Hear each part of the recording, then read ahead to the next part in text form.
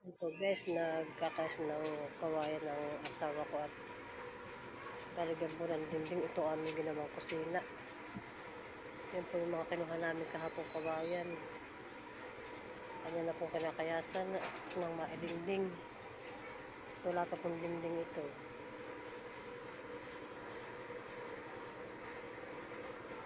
Tapos po namin dingdingan. Ito aming kusina. Ito guys, wala pang mga dingding.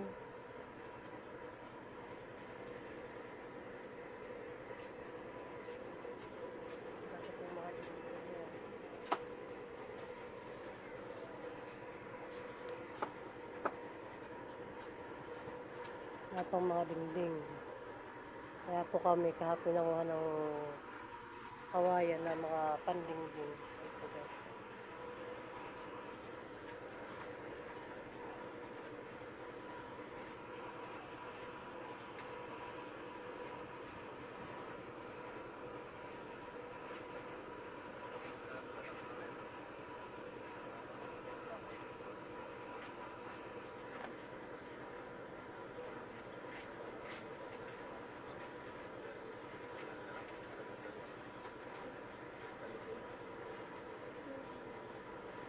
Nakalis sa skisha.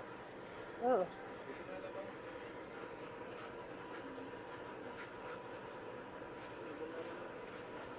Ano na sa charger?